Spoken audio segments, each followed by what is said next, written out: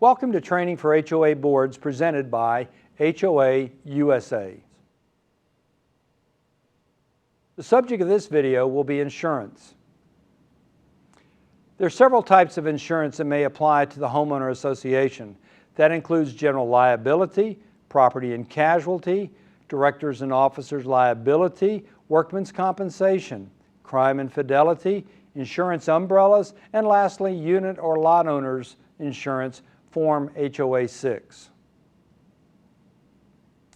It's important that the association review its insurance coverage each year, looking for overinsured, underinsured issues in the policy. The residents and guests may be quick to file a claim for general liability, thinking that the HOA is responsible for everything. That can include injuries around the pool, sidewalk cracks, fallen trees, security cameras that are broken, you name it. The association is always exposed. The association should request that an agent prepare an insured to value report with regard to property and casualty policies. Associations have 3 Ps. They have ponds, they have pools, and they have playgrounds. Their exposure is significant. They should consider extending their liability coverage with a cost-effective umbrella policy. And that should include extended and increased D&O coverage. Non-monetary claims will be the #1 claim against the directors and officers policy.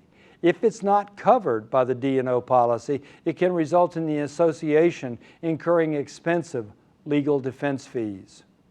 This can often occur from vague or silent language in the covenants, but some other things that can trigger a non-monetary claim is the rejection of an architectural request, an election challenge, disclosure of confidential information, failure to enforce the covenants.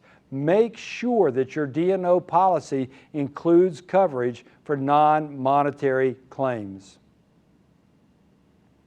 Some states now require that associations with budgets a certain level to carry crime and fidelity insurance to protect against funds being stolen, if you will, from the association, from their reserve and from their operating accounts. Associations should be aware of exposure under workman's compensation claims.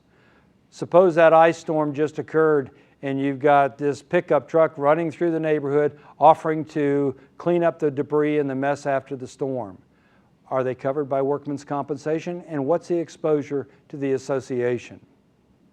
Residents that live in condominiums and townhomes should carry a unit owners, which is an HO-6 policy, to protect them.